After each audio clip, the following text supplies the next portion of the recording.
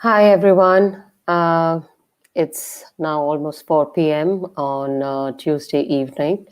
Um, Hoping some of you are able to join in. Um, Maybe I'll just wait for 30 seconds as people are hopefully logging in, and then we'll quickly get started. And as we get started, just a few things. I would try and make it as interactive as I can. So do feel free to send me comments in the chat or in the comments, live comment section. I will try and pick up as many comments or questions I can. And just in case I'm not able to address all of them, feel free to reach out to me on LinkedIn and Twitter. And I will be very happy to interact and engage to answer any pending queries. All right, then. So let's get started. I think, the whole definition of BC and AD for me has been redefined because now BC really stands for before COVID and AD really stands for after the death of COVID. And today, what we're going to cover is how does this really impact you and me, not just from a health perspective, because I think health is primary, and there's a lot which is being discussed, about that in different platforms. But we're going to focus on the whole economic scenario and how it impacts you and me from a job perspective. What does it mean for our careers? What does it mean for employment? There's already a lot being spoken about it. Whether you look at Economic Times or you look at any of these business forums. But I feel personally, for me, a lot of these answers have, not solved all the questions that I had. So in some ways, I've been reflective over the last few weeks, and I'm going to bring forward a few thoughts basis that. So I think when I think about COVID, the one thing that comes to my mind is a beautiful quote, which I read somewhere, which essentially says, trust the wait, embrace the uncertainty, enjoy the whole beauty of becoming something else. And when nothing is certain, which means anything is possible. So I think this whole journey about what is possible, what will happen, needs to be simply looked at from a lens of optimism. And I think very often what we do get perturbed by is the uncertainty around what will happen, then thinking through what could bring about a lot more certainty in our life. I think when I think of the whole COVID situation again, I mean, it's a time to make some bold choices about ourselves, about what we want to do in life, personally and professionally. It's time to build our own character because we have to have real conviction in these choices. A lot of what is going on has never happened before. So if somebody is telling you they have an answer, they don't. Nobody has experienced this before. And it's also having the conviction in, what you want to do. Because without that conviction, any choice will be tentative, which means by default it would fail. For me, I think, having spent 26 years in the corporate world, I've seen two, I would say, economic or financial crisis on my own, and which had the same eerie feeling. One was the dot-com bust. I happened to be in Asia, and as you know, Asia was impacted in some way during the dot-com bust. And then there was, of course, the global financial crisis. I'll probably dwell on it a little more. Dot-com bust, I was a lot more junior. I was working with Citibank at that point of time. And when dot-com happened, a lot of organizations had invested their time, effort, money on trying to leverage how internet can become the new horizon of the future. And then the whole bubble burst happened, which meant there were restructurings, there were redundancy, there were job losses, there were all kind of issues which kind of started to come about. And, as that unfolded, some of us who were junior to mid-level employees at that point of time held on to what we believed was required to stay relevant, which means getting into the right jobs, making sure I was skilled properly, and, navigating an organizational dynamic, knowing, okay, well, this business is going to go bust, so what do I need to do to make a timely move? Global financial crisis was a little more interesting for me because I happened to be part of investment banking in London, which was one of the worst hit during the GFC crisis. And, I kid you not, once I remember that I was going up the elevator and somebody told me, we should buy the stock of the company that I was working with because it was trailing at about $20, and usually the stock was at $40, and everybody said it's a good buy. So I went up to my desk and I opened my computer and picked up the Bloomberg screen. We were in a downfall. We went from 20 to 15 to 10, and we were a penny stock. So honestly, that feeling was extremely surreal when you work for a company and the market cap, whatever may be the factors. Today it was COVID, and that time it was the credit crisis, has boiled down from 120 billion to 10 billion. It's like anybody could buy you out. And we were ready with our pink slips and brown boxes to leave, not knowing where the next day, the employment would come from. So I think for me, I've been, very close to the edge where restructurings happen. And then, when you go, I've always felt that when you're going through that dark tunnel, you just keep going and you hope there will be light at the end of it. And I think when you hope and you will it, it tends to happen. So I don't want to be philosophical about it. I was just sharing a personal experience about what has really happened, in my own lifetime whilst dealing with this crisis. I think when I look at the current crisis, it's really a crisis which is health related. And in this context, it is the duty of health, political, societal, and business leaders to navigate through this crisis. This is a very complex interplay of epidemic progression, medical response, what the government will do. Different sectors are impacted differently. I mean, if you look at the tech sector, it's very different than the health sector. But one thing is very clear, it has impacted everyone in some way. And when I look at the impact of this economically, and there's a lot of debate, whether you look at big fours or you talk to the banks, that what would economic scenarios look like? Will it be a rapid recovery, which will be a V shape, which is becoming a distant memory? Will it be a slow comeback, like a U shape, which optimists like me yet hold on to?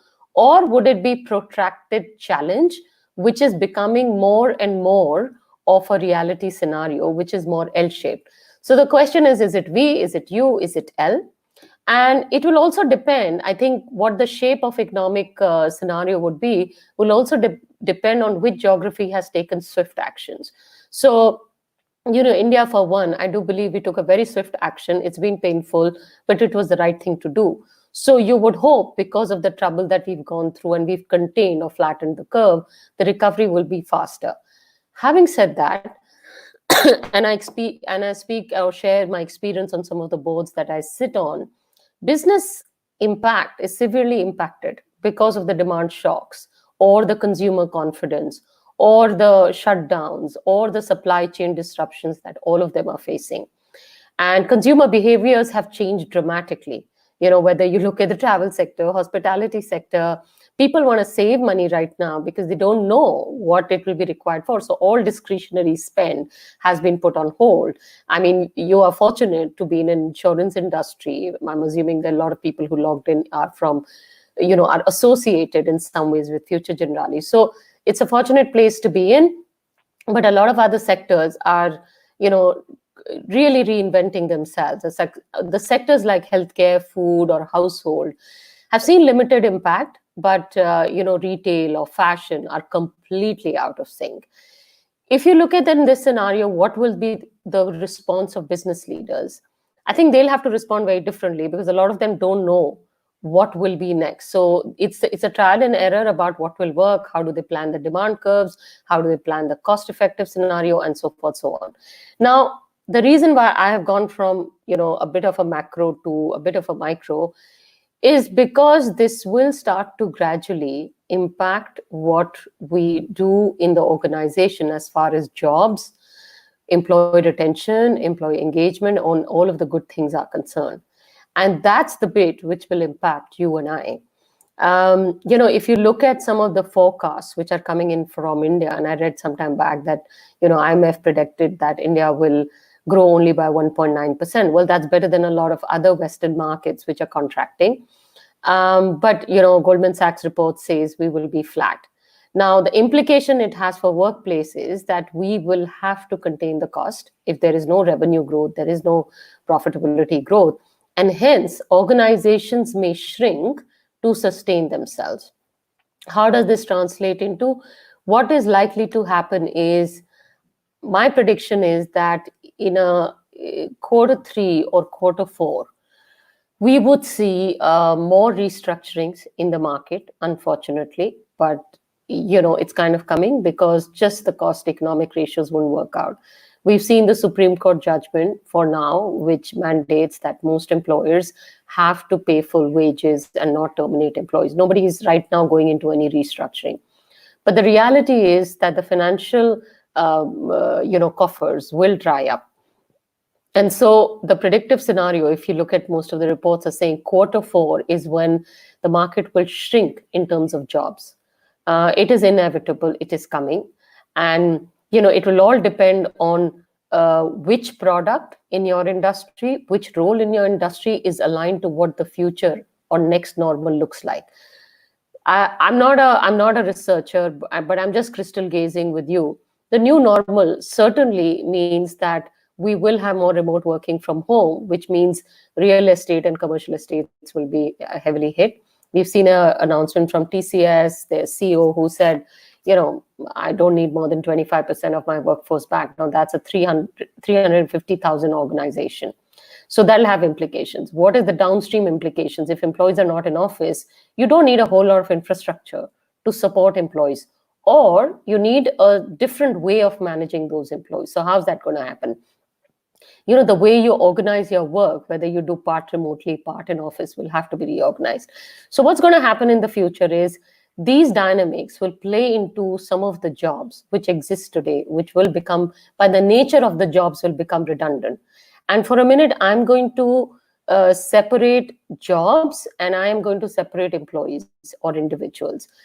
Jobs may become redundant, but in my experience, what's happened in the past is when we were doing big organizational restructuring, we look at people in those jobs and we look at where can we redeploy them, what is their potential, what has been their past experience, what kind of assignments that they have done, can we reskill them and put them somewhere else. So I think that becomes a very important point. And one of my key recommendations for anybody at this point of time who is in the stratosphere feeling a little nervous is reskill, rebuild yourself. And going back to the marketing principles, which most of you are aware of, I'm not going to pick up 7 P's or 8 P's, I'm just going to pick up 4 P's, is trying to look at who are you and what is your value add to the organization you're working for today. And you have to reassess for yourself, will this value add exist in the future? And that's a really important one. It's much better that you do it now when there is no stress, no pressure of restructuring. It will hold you in good stead. So for example, if you're a finance person or you're a marketing person and you're doing a certain set of activities or projects, you need to think through in quarter four, if the business strategy will be quite different, what kind of marketing do I really need to do? Because you might be buying marketing on TV or on other platforms, which may not be as attractive anymore. That is if you have any marketing budget left, of course. But if you do, you need to think about how will you do this more online? How will you do this in a slightly different way? Similarly, from a financial model, there are cost pressures and there will be immense cost pressures this year. But to kind of work it out in a productive way, how do we not take a short-term call? How do we take a mid to long-term call, depending on how much you can stand out? From an HR point of view, I'm a HR person, I'm talking to a lot of HR heads where they're furiously working on what does employee management look like in a remote era? Because there'll be limited set of employees in office. So how do I make this work? It'll require a very different orientation in terms of engagement. If I'm a salesperson, how are you going to go out to the clients who actually don't even want to meet you? They're only going to talk to you remotely. So the trick about making that connect or making that sales pitch remotely to a client who's also learning how to operate online. Most of the clients are so used to having a physical meeting, especially when you sell high-end products. How do you kind of get them across the line? So these are important things for you to think about yourself as a product first and look at what are your USPs, which make you quite valuable for wherever you are working and wherever you may intend to work in the future. And I think doing that assessment will help you keep the stability and may actually help you tide this better. The second one, so product is one part of it, is how are you placing yourself within the organization that you're working and an organization of the future. So placement, or in our career language, is called networking, which means you need to be networked rightly with the key influencers in the organization. So you have great skill sets, you have great value in your assessment. How do people know that you can actually do it? And make sure you have the right opportunity to actually contribute to the business agenda. So having the right placement, having the right opportunity is important. Third one is promotion. And I think that's an important bit, because what I find is sometimes people are very good, they network, but they're not able to promote themselves in a way that is meaningful. I don't mean marketing is always bad and it's not about your self brand, but ensuring that you're reaching out to an external stratosphere in the right way. One of the things I tend to do is, I have a lot of friends who are in headhunting firms. So, I tend to kind of be in touch with people more to know what's going on in the market. Rather, it's not always about looking for a job. And they do have this pulse about what's going on in the market. And I think, to me, that helps. And they're also able to plug you into places where, you may have a pro bono project, a pro bono mentoring, a pro bono session, like, somebody I knew who reached out to me from Future Generali and saying, could we have a discussion about this topic? So these things help. They also help you kind of build the brand. So I think focusing on some of this will kind of hold you in really, really good stead, especially at a time when the job scenario is uncertain. And then the last thing is, if you were to start zero based, what is the compensation price you would put on yourself? If you were hiring you, what would you pay yourself? And it's an important question that you need to assess, because your manager and your leader would be doing exactly the same thing and saying, what are my returns on this person? And is he or she performing enough? Am I getting value add? And is this enough? Otherwise, what I've seen is, during a transformational scenario, anybody who's seen to be very expensive, but the returns are not coming in, or the contribution not coming in, unfortunately gets into a list where you don't want to be. So those are the 4 P's that I kind of wanted to list out. Apart from that, I would say, watch out for industry trends. There's a report on, in fact, BCG has just published a report which is around which are the sectors which are healthy right now. And, some of them we talked about, like retail, and a lot of you are selling your products to these companies. So whether it's healthcare, retail, e-commerce retail, sorry, not the normal retail, these are sectors which will stay buoyant. Which are the pressured ones? Utilities, they are pressured. And some of the infrastructure companies, they are pressured. Which are the ones which are really underwater? I mean, I don't have to name. It's travel, it's hospitality, even the banks at this point of time. Because if you look at the quarterly results of the last quarter, most banks have taken heavy provisions for bad credits. And that's not good news. Which means at some point of time, liquidity will start to dry up. So those are trends which are very, very important to watch out, so that you know what is the reality out there in the market. It helps you follow through the 4 P's. If you are anytime in a tough situation, you know exactly what your strategy is going to be. But for a minute, I'm going to focus on when you are in an organization where you want to sustain your career. The 4 things in the past, when I was working with a bank, when I went through GFC, was a reality check about what's going on around you. It's good to be an optimist, but don't be blinded by things you can't see. So keep doing a reality check. It's not just financially how your firm is doing, but what your seniors are thinking. What's your management view on how things may be in the future? They're struggling too. But they are at that helm to give you a sense of where they want to take the company. So it's important to do that reality check, and it's important to know in that bubble where you stand in that reality check. Once you've done the reality check, reflect, and again, I will reemphasize, reflect on what you are bringing to the table in that scenario, and then react. I'm not saying it negatively, but take action. Otherwise, things may strike you suddenly, and that may really be tough. I'm getting a few comments, here, and I'm looking through it. So not too many questions, but just comments. So I'll just wait for any questions if they come in. So those are four things which helped me in good stead. I'll just share the story in terms of what's going on in the market. So I've now started to work for a venture capital, and we actually fund a few startups. We look after early stage tech, emerging markets. So before COVID, as I say, BC, largely, time to market for a small tech firm was anything between 3 months to 6 months for a product for a mid-size kind of company. Today, that's been reduced to 15 days. So we just recently worked with a company which is making video consultation for doctors, and they were selling this product, or they were doing it for doctors in New Jersey in the US. And in India, like you do have Practo and you have my healthcare and all of that. US laws are much more stringent. So these are people based in India. They're two partners in India, two in the US. So they decided to make this app, and end to end, 15 days app has been deployed, right? It's probably 75-80% ready. There are some bugs, but what it told me, and the multiple such examples, is that the era of perfection is gone. We don't have the luxury of time. So if it's relevant and it matters to people today, you have to move faster. If it's workable, it's as good as deployable.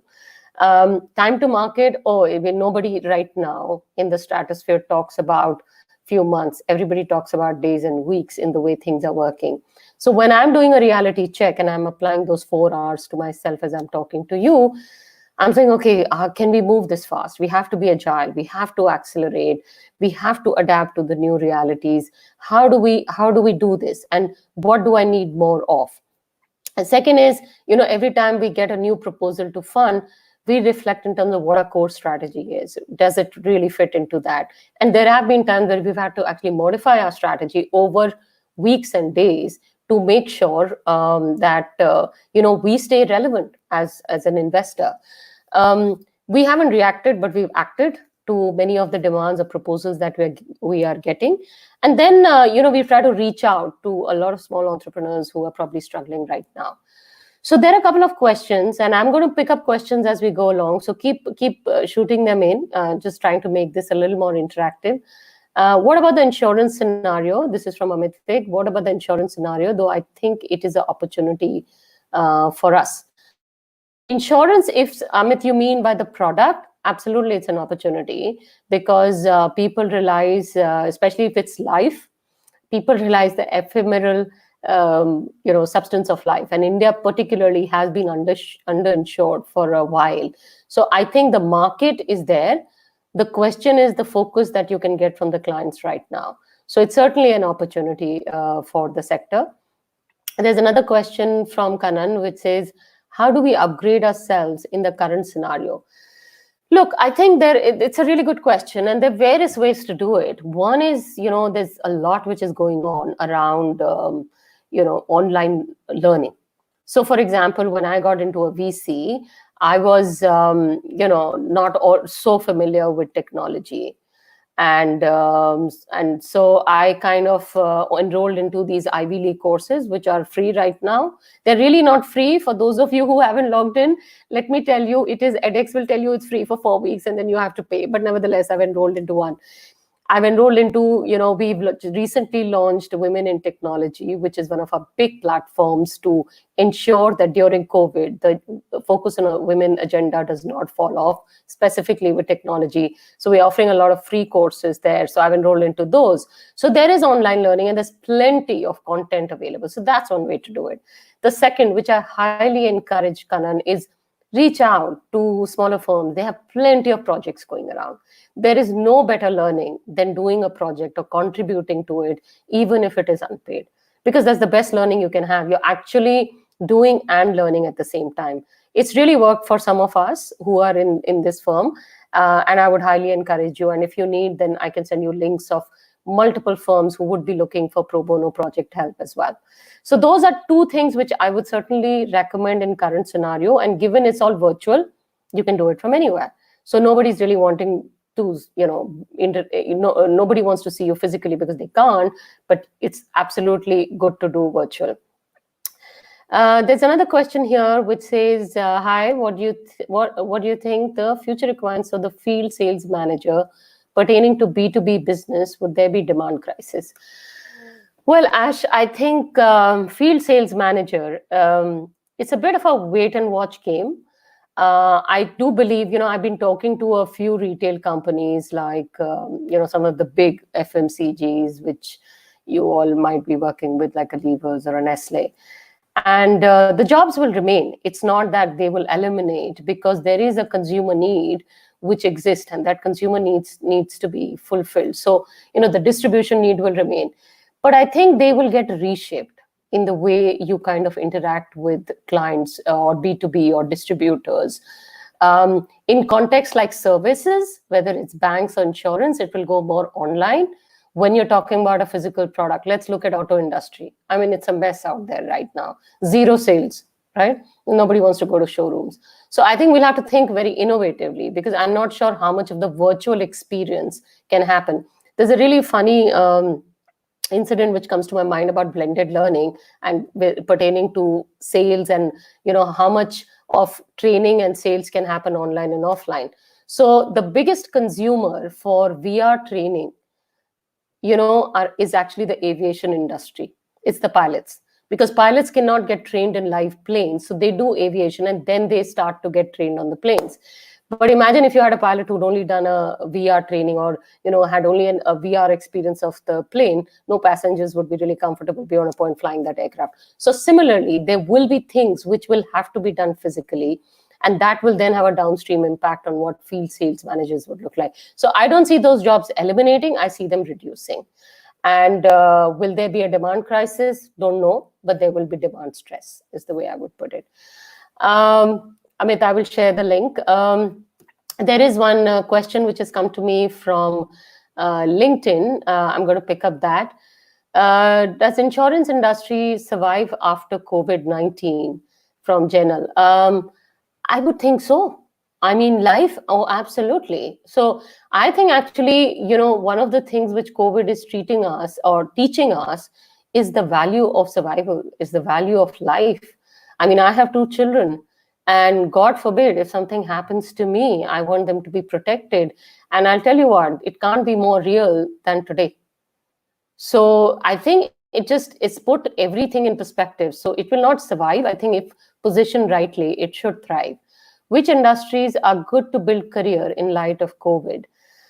Well, I can only share with you which industries are looking healthy. So it's when you say which is a good industry to make a career, it's also dependent on your personal choice. From a BCG report perspective, and it's available online, you guys can look at it. Healthier sectors are food, staples, retail. They're essential items. We're all going to eat. We're all going to do things. Can you get into a distribution business or you have like a e-commerce which is only doing food? All the food companies will thrive. Household products. We're all going to need household products. So companies like FMCGs, which are focused on those products, certainly will do well. Pharma. I don't have to say much more about pharma and healthcare as of date, because they will stay in business for a long time to come, because COVID is going to have a long tail even after it's gone. Telecom is another one. Technology is another one. Now, tech can be divided into different parts, but when I say tech, I really mean high-end tech of the future, not necessarily captives and KPOs. So when I look at India, captives and KPOs will need to rethink their strategy, because guess what? Now jobs can completely happen remotely, which means the per unit cost in the US or UK is going to be much cheaper. We do run the risk of, center shoring, which means jobs go back to those geographies, especially in a scenario where unemployment rates are going much higher in Europe and US. So watch out for that one. But tech and telecom, tech on the high end, telecom, food and beverages. So those are sectors and industries I think will be really good. Pressured sectors we talked about a bit, like utilities, professional services, transport, tech hardware. materials. These are sectors which are really under pressure. The vulnerable ones, apart from retailing, travel, real estate, is going to be hugely vulnerable at this point of time, given most people will be reducing their footprint into office. Durable goods, media, and even the banks, because bad credits are going to go up. So those are some of the industries. I've just given you a sense of what I think will be good, bad, ugly. But it will also depend on what excites you. And the excitement could come in forms of roles in a certain industry. So for example, for me, I've been, hardcore banking for a while, and I really understand that industry. And I've really enjoyed it. I've lived through good and bad in financial services. I didn't run away from it because that's probably what I know best. But if I was to go back in my career 26 years back, and if somebody was to ask me, what would you do differently now? I would have actually done a variety of roles over my career. And so I decided to take that plunge now and try and do something different. There's a question, any suggestions for new MBA students? Well, I would say hang in there, okay? You are the new generation, and you are the generation, and you are going to be the leaders of the future. I think this COVID crisis is teaching you what no classroom can teach you.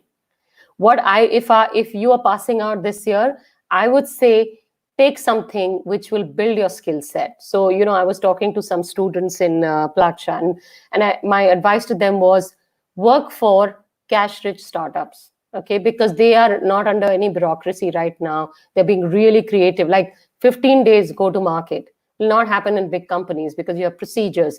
These guys are more agile. So that's one opportunity. There will be the sectors which I've spoken about. But I think, it's a fabulous opportunity because there is no downside of doing any job right now. And you started just now.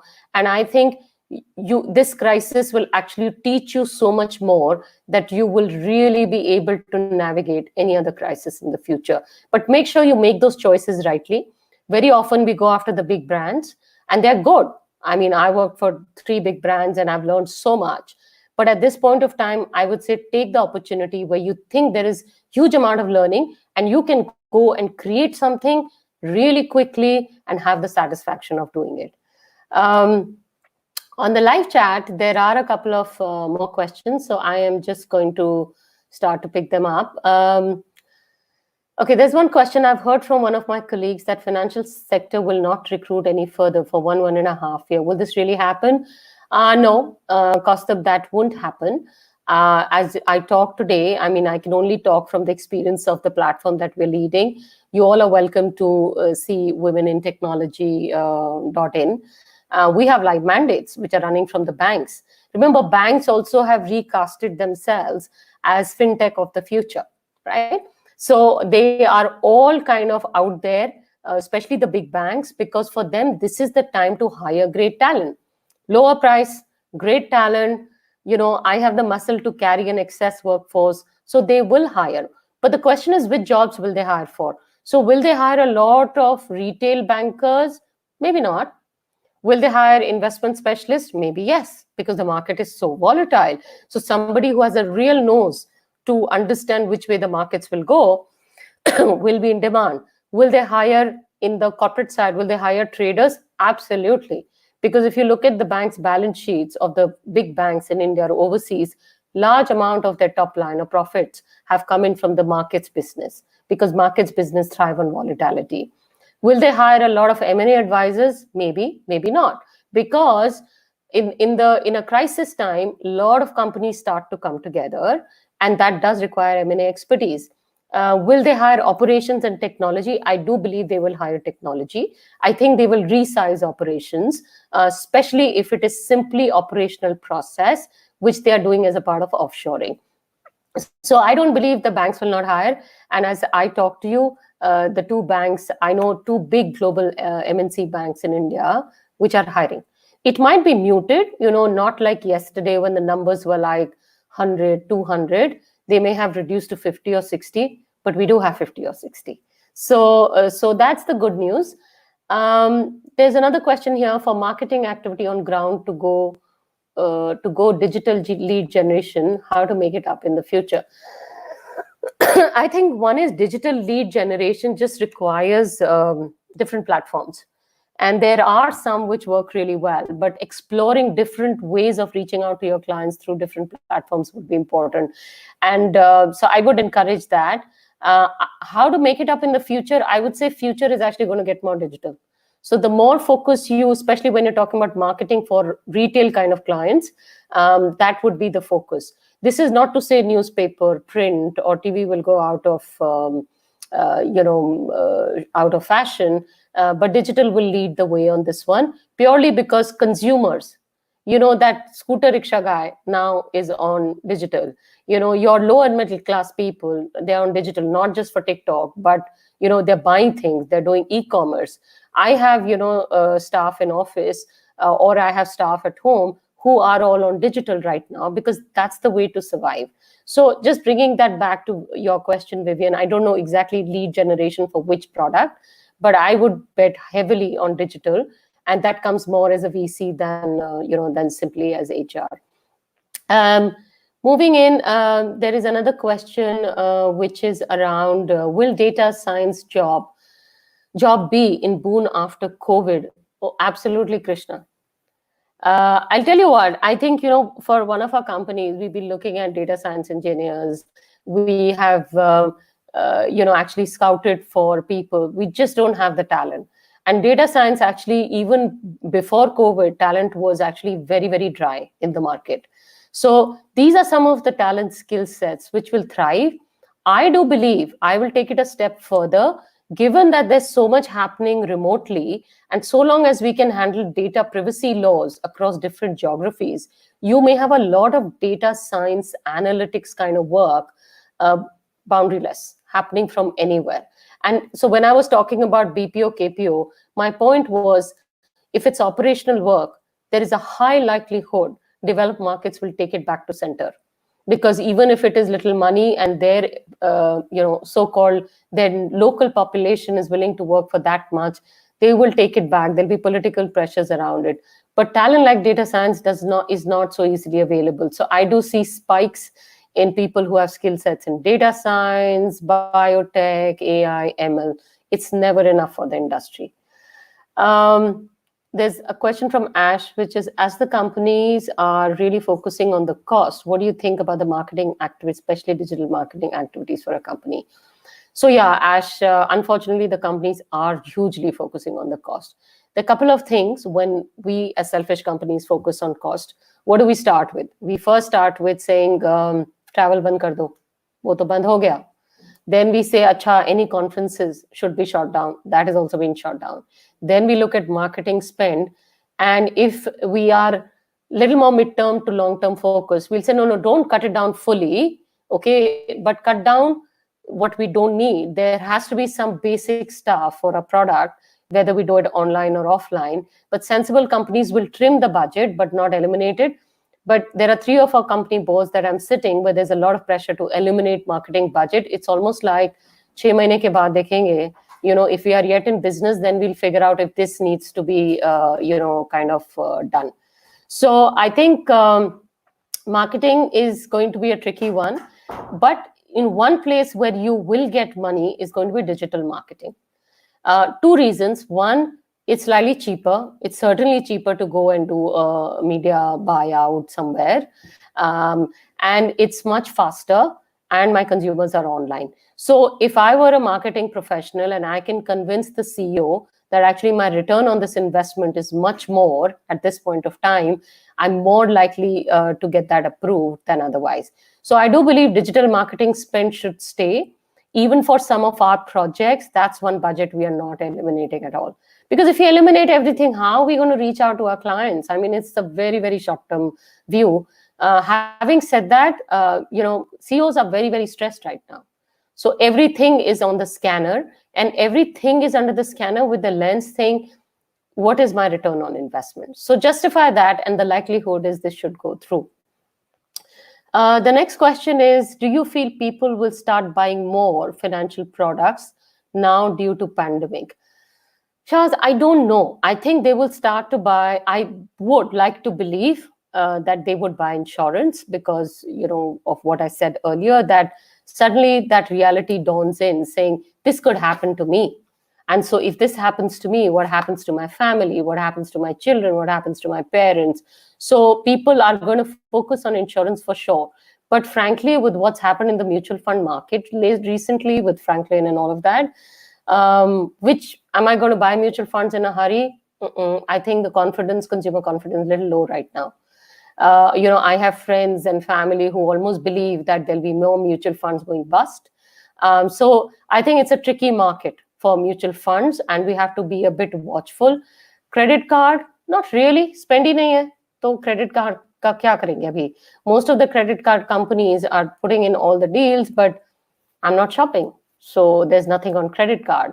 Retail banking, I think right now, as investors or even as a consumer, when I look at what's the best way to keep my money is keep it where it is.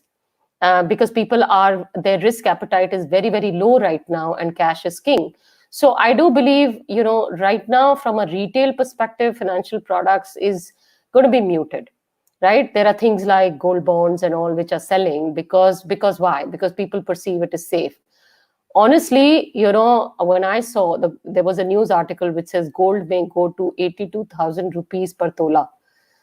It just blew my head off, and I sounded like my grandmother when I said, "Hey Bhagwan, मैंने तो ये 6,000 रुपए में खरीदा था." But it tells you about the sentiment of people that they only want safe stuff right now, and nothing matters than safety, both financial well-being and medical well-being of their family right now. There is currency depreciation going on, right? We are expecting INR to go to 80 versus a dollar. Pound is weak, so dollar is the only one holding up. So what are we going to do? And not a lay consumer on the market is not going to hedge in FX. So I think it's a muted market. The only industry I do believe will be okay will be insurance, probably. So those were some of my thoughts. And as questions are kind of pouring in, there are a few more, so let me pick that up. So there is a question around the whole, again, on the entry-level thing. I think this, has been coming up from different colleges and young people who just started their career, somebody asked about MBA student, their grad students, their kids in colleges right now who are just about to pass out. There are school-going kids who not had board exams. So there's a lot of stress in the education system as well. And the education sector per se is also struggling to cope up with online education. As I said, I have 2 children, but if I give them a choice to go back to school or college, they would go back in a heartbeat right now, because for them, education is more blended. So education sector is another one to watch out in terms of how they manage this challenge. They have embraced the whole COVID crisis and taken it headlong. The reason I'm saying is, in some way, if you can contribute to the education sector, because they decide our future. They are teaching our future generation who will finally shape what your old age and my old age would look like. But that's another sector which has been under tremendous stress. So I've been kind of reaching out and, been reached out by a lot of institutions, and we're doing a lot of pro bono counseling.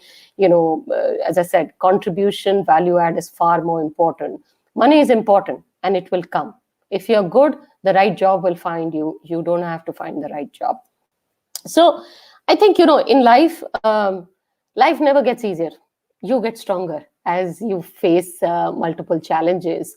God has a way of throwing challenges at you to test your mettle from time to time. I've seen good and bad during COVID time, and not that it is over, from what's going on around us in the gardens to pollution to infrastructure, all of that. But the fact is, we have to embrace the economic pain which is coming our way. And we don't want a situation where, less people are finally impacted by COVID, but more people are impacted by financial pain. So which requires proactive planning on part of companies, on part of employers, and also on part of employees. So, I do have, and I hope I'm not kind of sent behind bars and, suddenly I'm logged off this chat, but I was reading the Supreme Court judgment today, which has directed to the center saying MHA advise about, employees cannot restructure, or they have to pay full wages for the next, 3 or 4 months. And I really feel the pain of that statement from a point of view of employees and companies both. When I look at employees, it's great for them because at least for some time they are safe. But it's a false safety. Because when I look at the companies, and especially MSC and SME, they are bleeding, right? I mean, we were doing a session with some consulting companies where it was only for MSMEs, and one guy said, I just import clothes, I export clothes, and my whole business is fat. I mean, zero revenue, zero P&L. I have 200 people. I have a factory. I will go bankrupt, right? So he's not being able to sustain, but because of a directive, he cannot do anything. I would rather that he would have reduced the wages, sustained everybody employment, sustained himself, and then rebuild the company. But the guy is going to be filing for bankruptcy, which means in 3 months' time, all 200 will not have a job. Now, my advice to those companies is, look, you've got to do what you've got to do. And obviously, we're not going to defy the government. But more importantly, there have been companies where employees have come voluntarily together and said, okay, let's figure out the right way of doing it. Because if the company, and this is largely for small, medium enterprises, if company sustains, we sustain. If the company goes bankrupt, we are gone bankrupt. So I know it's socialistic and I know India is emerging markets, but when I compare it to the US, and bear in mind, I've had that experience with global financial crisis, where US bounced off much faster than any other part of the world. Why did that happen? Because they are brutal when it comes to pumping their economy. So US, by the way, has no such rules, right? So you can decide, depending on your financial woes, how you want to handle it. The problem is that when you push companies to do socialist work, it will backfire at some point of time, and which is why I kept saying, when this will happen, it'll be Q4, because that's when, hopefully the COVID illness will be at, I'm hoping is ebbed. Economy at that point of time will be its lowest low. All the organizations will have to go back and resurrect if they're not allowed to do now. What do you think they will do? And I think you know the answer by yourself. So I would say, as employees, be proactive about what this means for you and what is your plan B if something was to go wrong. You have to be ready with plan B, because if you don't think about it for yourself, nobody else will. There's a question here which says, China is facing some ostracization from the whole world. Excuse me. How should we see this as an opportunity for Indian youth? Is Indian incorporation thinking about this opportunity and how we youth can be part of this? Yeah, you're right. I think China has got a lot of backlash in the way the whole COVID crisis panned out. And, there's a lot of reaction around that. It's a huge opportunity for India ecosystem. But I'll tell you what, for this to become a reality and for youth to participate, there are some regulations in this country which have to change. So, for example, getting equipment, getting goods from China is so much easier. I mean, I don't want to get into the detail. It's so much easier than trying to export goods from India to another country. So if we want to be the manufacturing hub for the world, which we, by the way, have a really good opportunity at this point of time, we have to ease in the laws, the regulation. So let me give you an example which hits home for me. My husband, he's the CEO for Bata. And so they make shoes, as most of you know. They also import a lot of stuff from China. It's cheaper, it's easier. There's a lot of manufacturing they do here. And actually, if they want, they can import or they can export this whole thing, or a lot of this production that they do in their factories here, in the Bata factories, to Europe and USA. But if they do that to Europe and USA, Indian regulation duties are so high that it becomes more costly for their European entity to manufacture in Europe. So it is a bit of a catch-22. So even the European entity of Bata will import from China because it's cheaper to do that. So what if they have large manufacturing plants in India who can do it at a much lesser unit price than China, but the duties kill them. So there are those realities which the regulators will have to look at. Is it a huge opportunity? Of course, it's an awesome opportunity. I mean, if you look at the other country which is really benefiting from the China backlash is Vietnam. Vietnam has got things under control. They're open for business. I have friends there who are playing golf right now. And so all the manufacturing, not all, I should say, but there is a clear gainer in Vietnam. They have the workforce, they're clean, they're doing what they have to do. So I think, this kind of transformation has to be thought through with the regulators, with youth like yourself, and it's a bit of a lobbying which happens with the government. And the way to do it, if you really want to move this ahead path, is to work with some of the big fours, right? I can put you in touch with some of the think tanks which are working on this, and and I wouldn't say pushing the government, because I think government is rightly caught up with all the current crisis, but starting to think with the government, saying how can we rebuild our economy, and this is one way to do it. So two very active big fours who are working in this space is EY and PwC. So if you want, we can connect you to those think tank. But I think just being part of the think tank, see how the lobbying works, is how I think you can start to add towards it. Because only if those needles move can action happen. I'm just looking in if... so I think just continuing on the thought of careers and what else may come up, I just believe that the opportunities are redundant, and keep yourself optimistic. There are different kinds of opportunities. It's not the standard, I work for a big brand like, you name it, Unilever, Citibank, blah, blah, blah, and it tells on my resume. I think as a recruiter of tomorrow, what I would be looking on somebody's CV is, how did you use this time to create a transformational experience for yourself and for your company, or for whatever you might be doing as an entrepreneur? That to me will become a very big attribute to people we will hire in the future, because there is so much to be done. There's a question here, is working from home going to be the new norm post lockdown?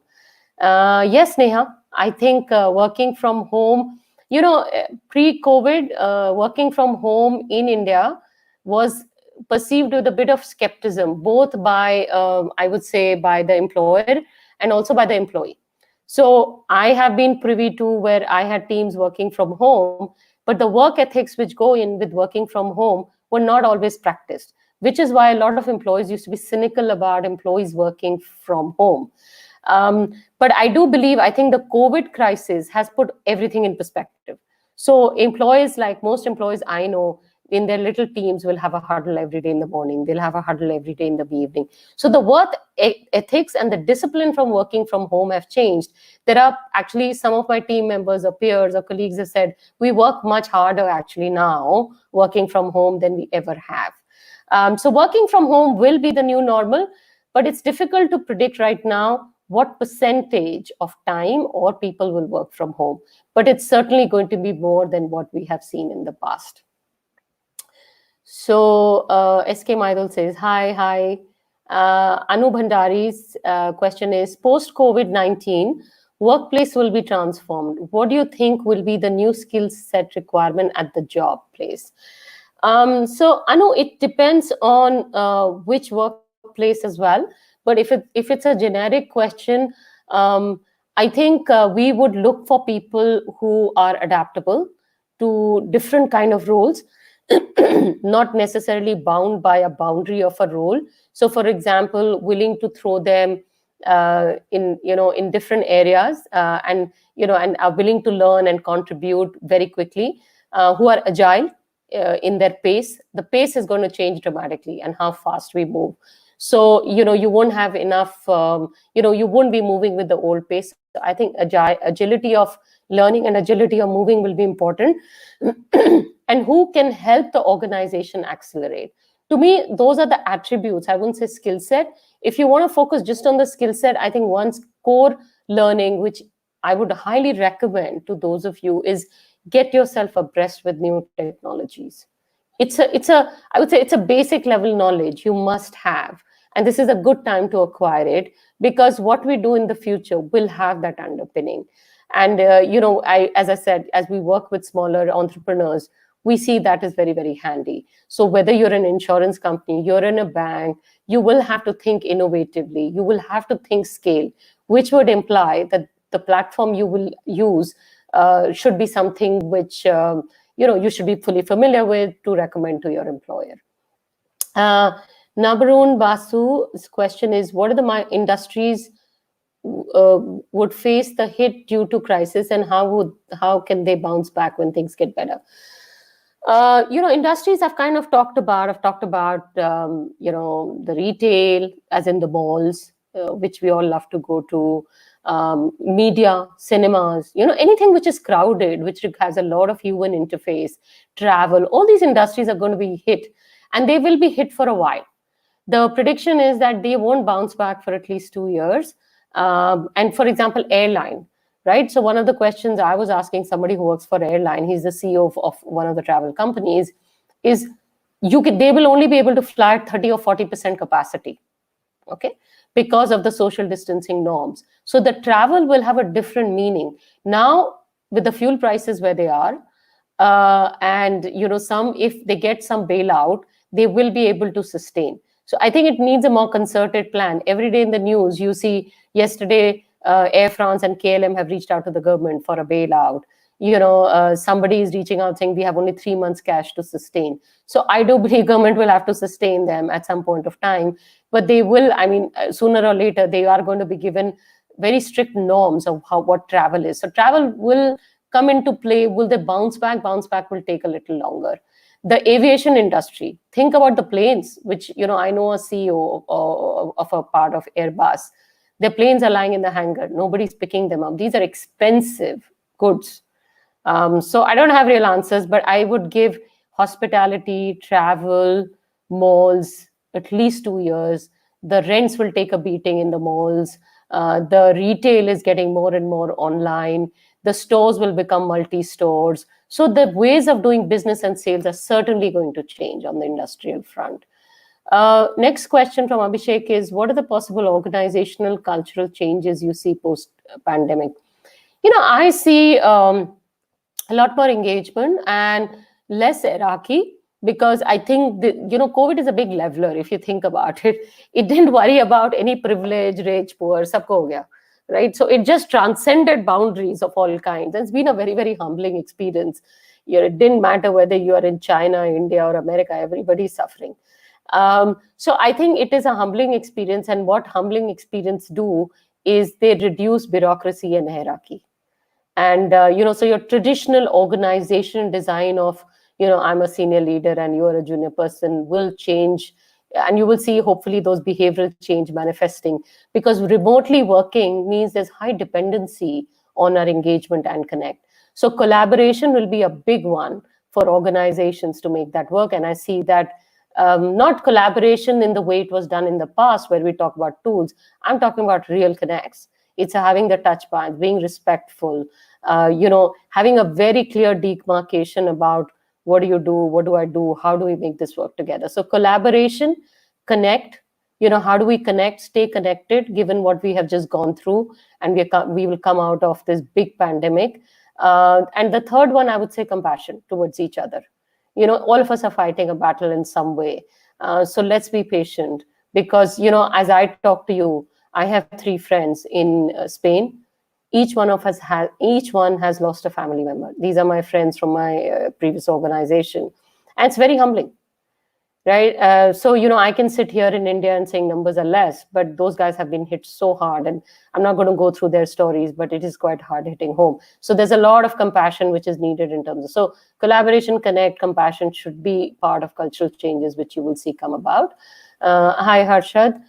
Then from Dr. Kamal, we have a question. What do you think about time management working from home? I'm really bad at it, Dr. Kamal.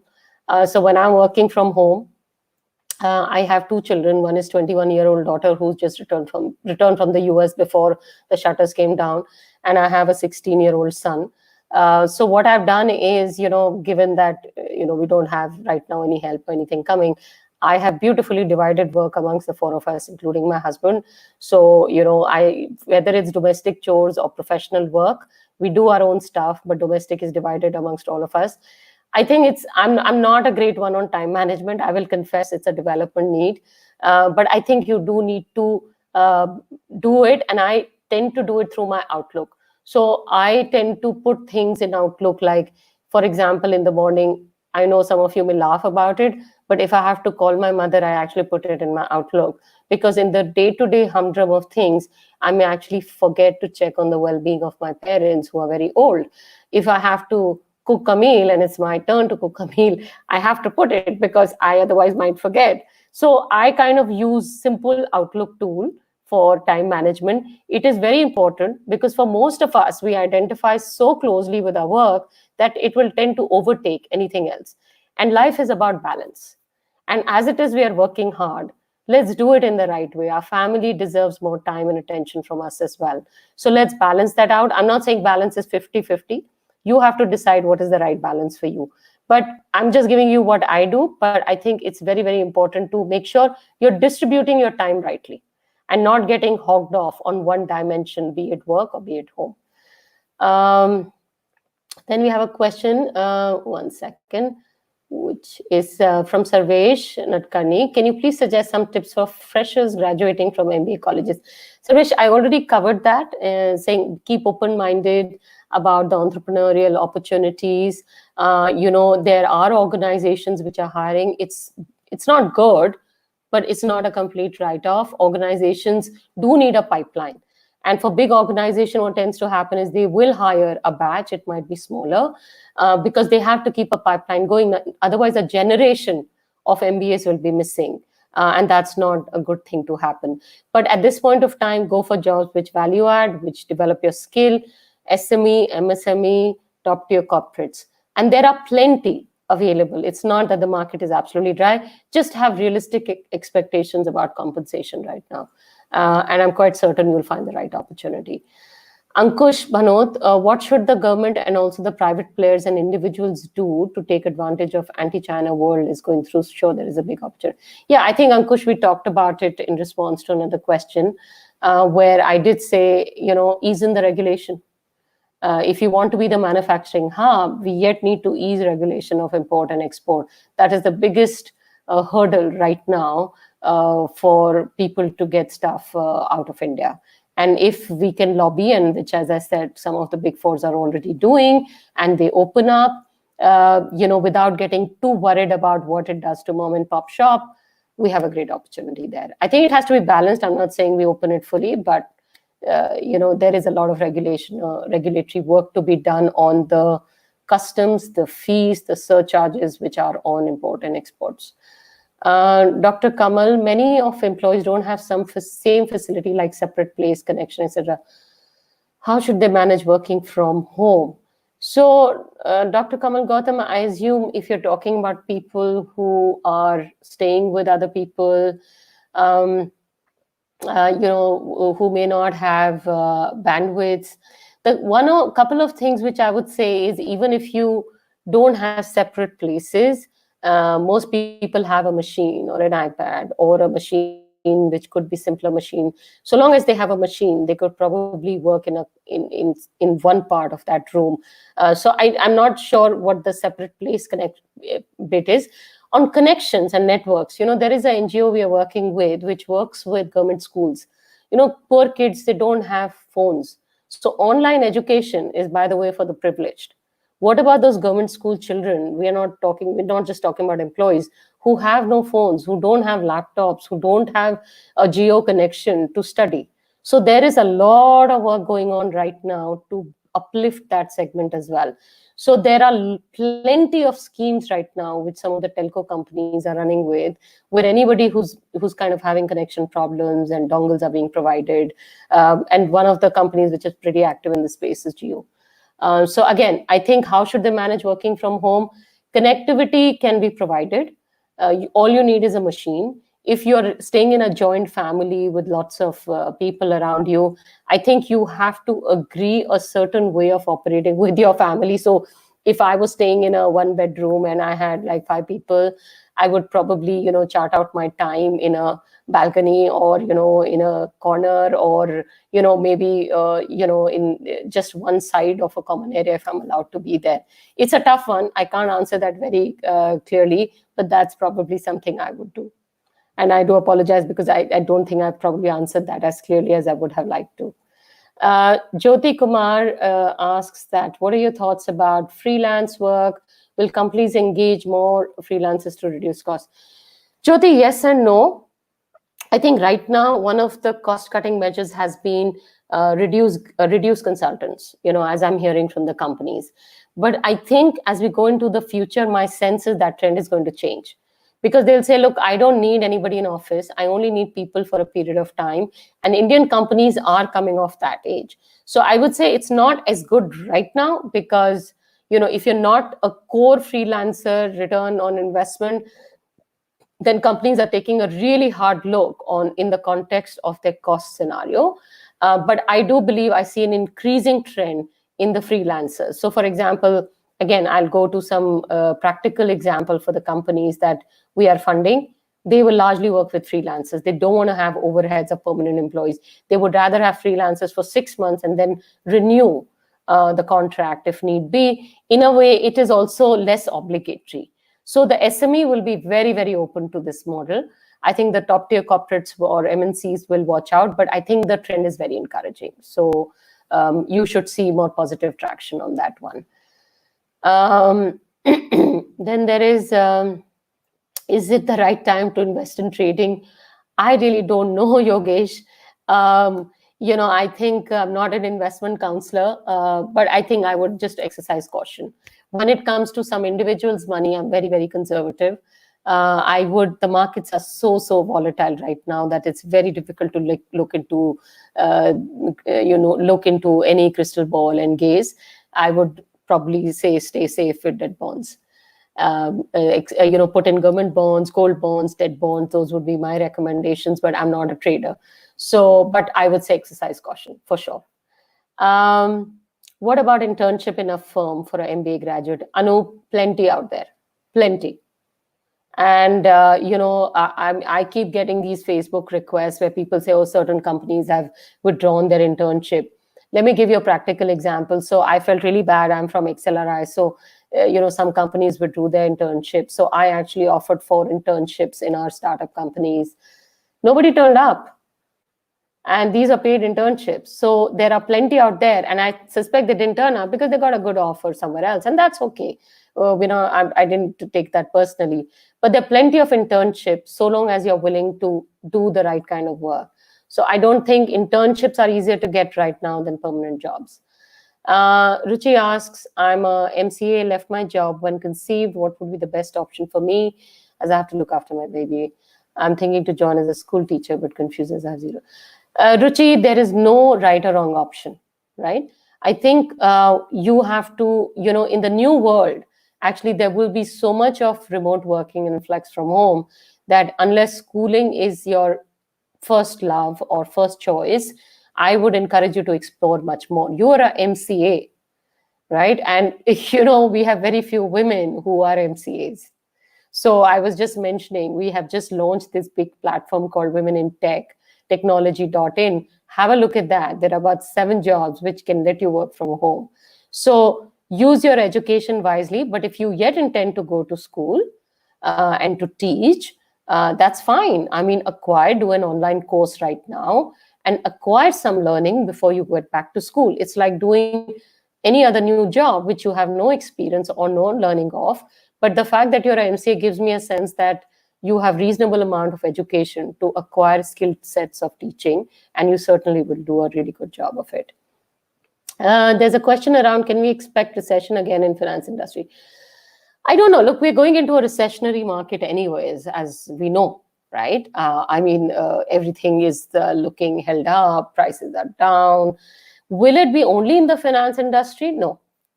Recession is going to have a bigger impact across industry. Will finance industry be hit? Of course it will be hit, because a lot of companies will not pay back their loans. The balance sheet will, go a little bit underwater.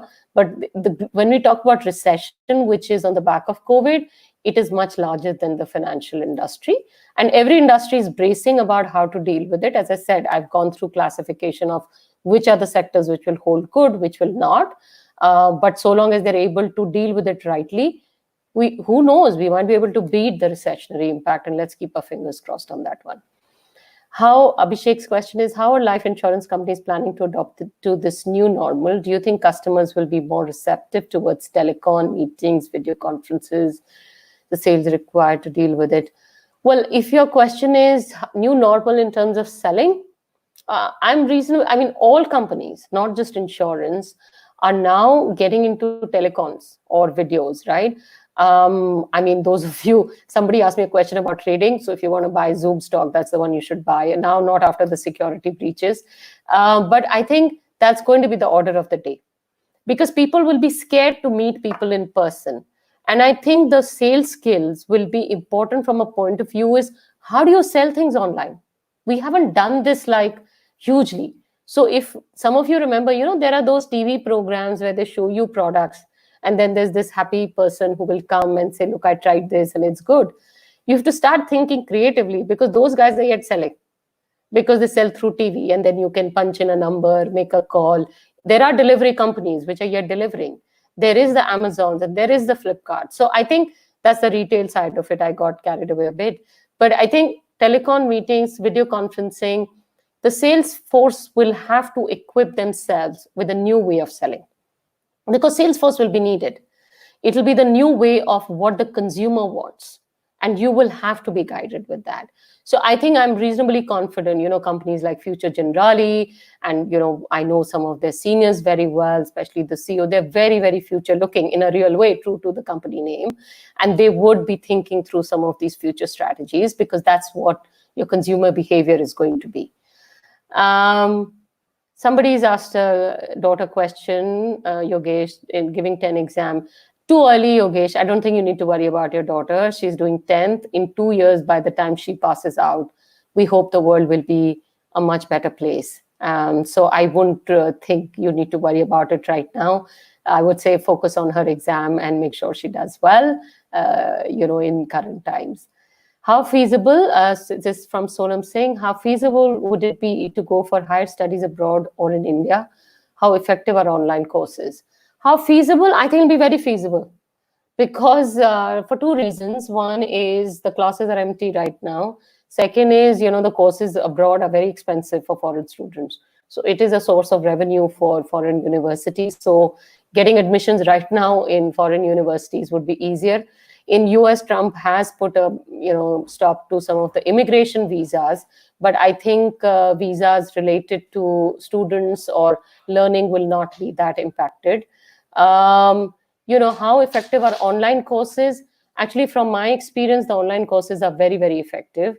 I've kind of been doing these free, as I said, Ivy League courses, very good content. The thing is, what I miss in the online courses sometimes is just that interaction and that discussion, and they try and make that happen. So what I tend to do is, once I've done a course, I talk to my colleagues about it. But the content is fabulous. They're very good for tech skills, or they're very good for any kind of subject matter skills. So you want to do tech, you want to do finance, you want to do HR. But I personally find that when we do about soft skills like coaching, I like to have that bit of a human interface, because it is a much more emotional training or course that you have to go through.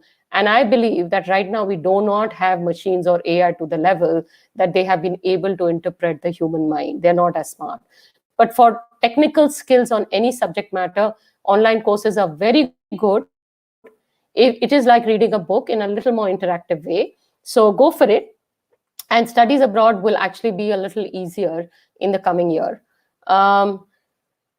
Okay, thank you, Parth, for your appreciation. Appreciated. There's a question from Natalia, which says, how do I run my garments business? I do lots of customized stuff. Good question, Natalia. I wish I had an answer. So I'm going to give you my views rather than give you an answer. I think you need to see what is going to be the wardrobe of the future. I was doing a session around future of work, and this came up saying, what clothes do I wear to office? My whole wardrobe is not being used. So people are sitting with excess clothes. And if the future is going to be remote, what comfort clothing do we need as consumers? And it might be worthwhile, because I haven't seen anything in this space. So as consumer, what do I need? I don't maybe need all that suit and ties and formal clothing, because when I'm working from home, yes, I have to look proper when I'm having these kind of conversation, but do I have to look completely formal unless and until I go for a client call? Maybe not. So I think, again, study your consumers about what they need in terms of garments and wardrobes, and that may help you with more ideation. And that, because you do a lot of customized stuff, may be very helpful. My sense is, especially in garments, comfort will take over style, but that's my personal view. Ash, what kind of shortlisting and recruiting criteria will the HR people would be considering post-COVID? One of the things I talked about, Ash, which will be how did you utilize this time, right?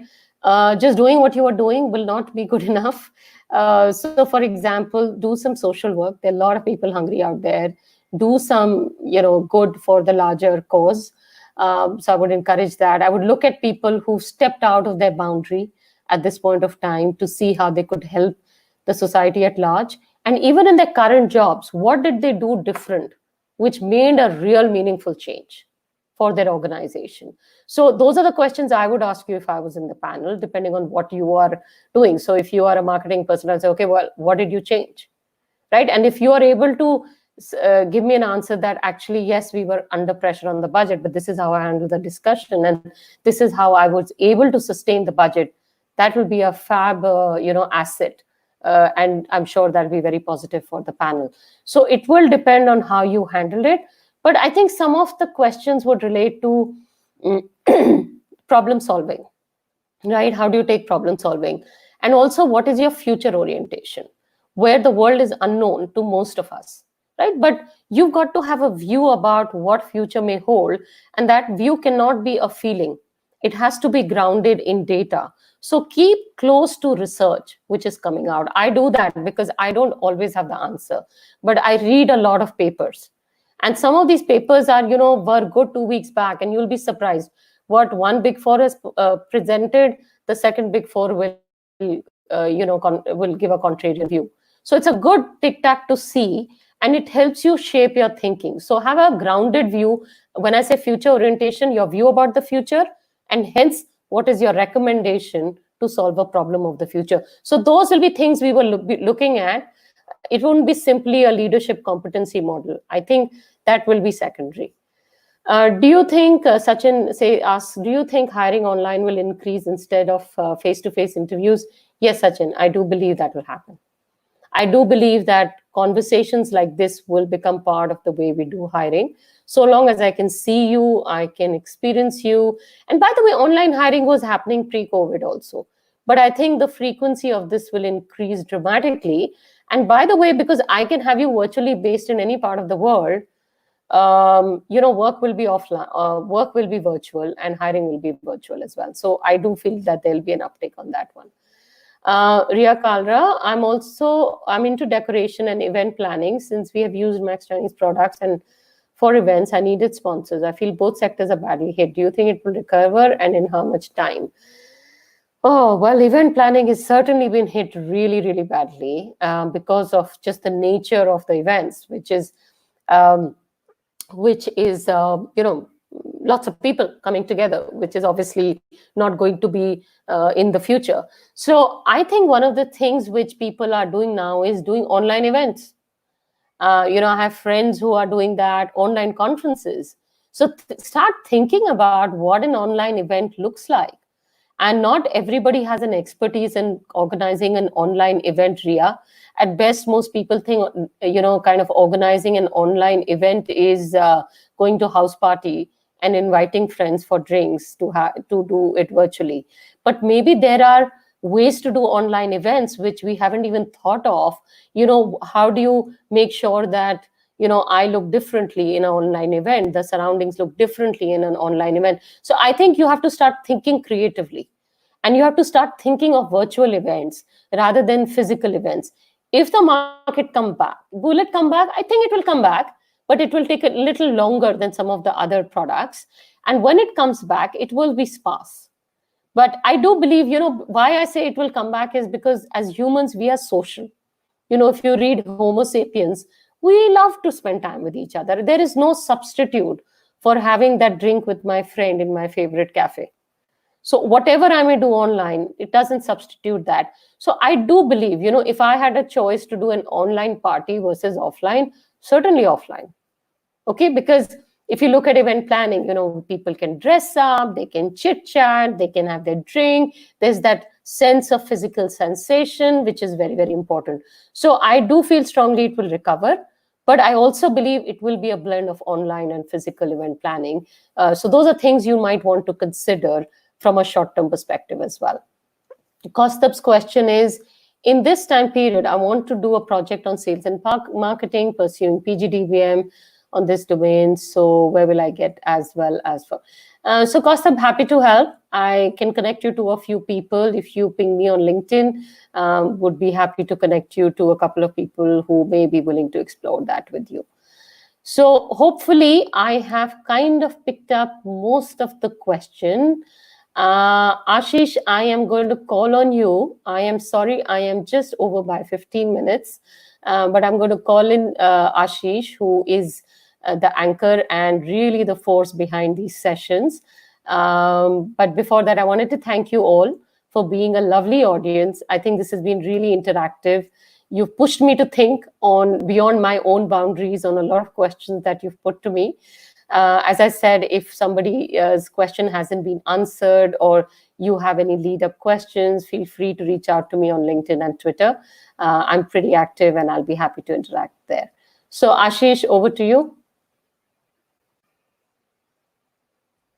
Thank you, Anu. I think this has been a very, very good session, and I learned a lot about in this session. There are some more questions, Anu, if you want to take, I think a couple of questions which are there, which are just pinged you on the chat. If you can just have a look. I can take the question, Ashish, but I can't hear you really well. So do you want to just send it on the chat?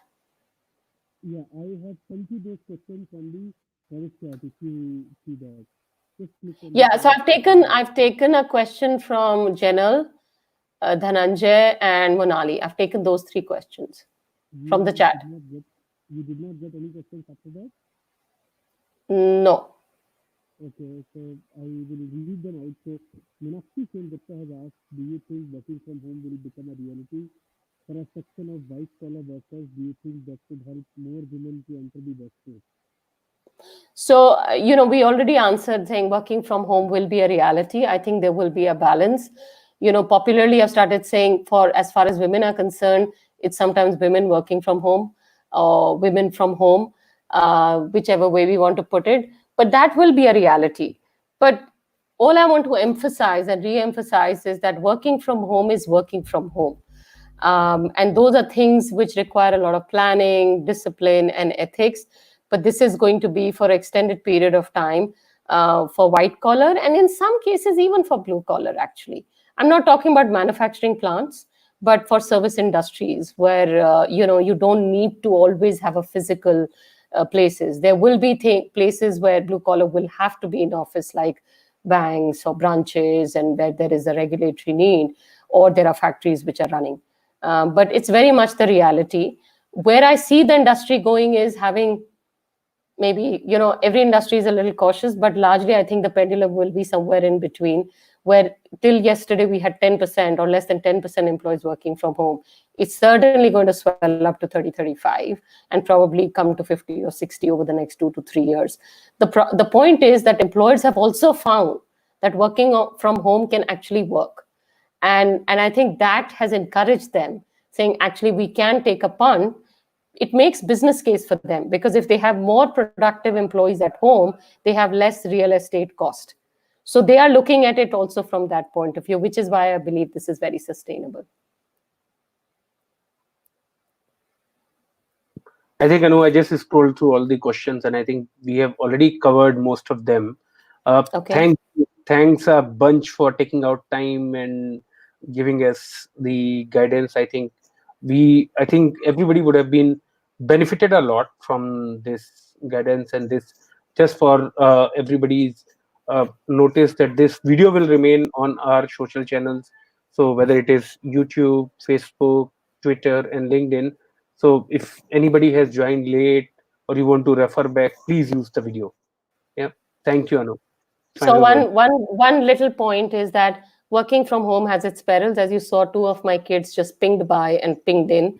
So these are little things which happen, which reminded me of the BBC video, where if those of you who haven't seen it, what working from home means, it's basically shut the room where you're working so nobody can get in. Because in the BBC video, the guy is doing a chat and his little 4-year-old walks in and the camera keeps rolling. Right, Yeah, so he doesn't know there is a child dancing in the background. It's one of the most watched YouTube video. So I had a yeah. bit of that star feeling when two of my children were roaming around here. So apologies about that, but hopefully they were not much of a hindrance. No, not at all. In fact, I didn't even notice. You were so, I was so engrossed in what you were saying that I didn't even notice till the time you called it out. I will have to go back and check. Yeah. Uh, Okay. Thank you, Anu. Thank you. Thanks a bunch. Thank you, everyone. Have a nice evening. Bye bye. Thank you. Bye.